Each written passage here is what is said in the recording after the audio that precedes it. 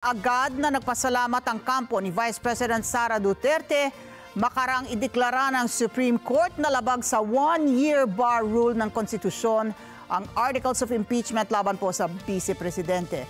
Nilinaw naman po ng kataas-taasang hukuman na hindi ito nangangahulugang inabswelto na nila si VP Sara. Marilyn Villar-Moratillo sa balitang yan. Idineklarang labag sa saligang batas o unconstitutional ng Korte Suprema ang Articles of Impeachment laban kay Vice President Sara Duterte. In a unanimous decision today, July 25, 2025, the Supreme Court en banc declared the Articles of Impeachment against Vice President Sara Duterte unconstitutional, noting that it is barred by the one-year rule. Paliwanag ni Attorney Camille Ting, tagapagsalita ng Korte Suprema, bagong ika-4 na impeachment complaint na inaprobahan ng higit sa 1/3 na miyembro ng Kamara, may 3 reklamo ang nauna pero hindi inaksyonan. Kasabay nito, nilinaw ng Korte Suprema na hindi naman ito nangangahulugang inabswelto nila si VP Sara. The court said it is not absolving Vice President Duterte from any of the charges against her, but any subsequent impeachment complaint may only be filed starting February 6, 2026.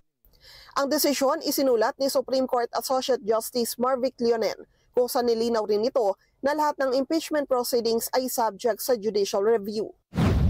Considering the nature of the offices and the institutions that are subject to impeachment, its effect on the independence of constitutional departments and organs, and its nature as a constitutional process.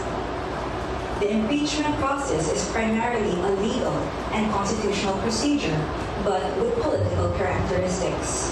Hindi rin naman maituturing na purely political proceedings ito dahil ang karapatan sa due process at speedy disposition ng kaso ay aplikable sa impeachment process.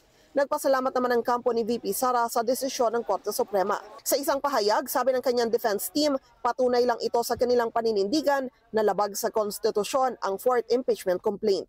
Marilyn Villar-Moratillo para sa Mata ng Agila. Matatag, matapang, matapat.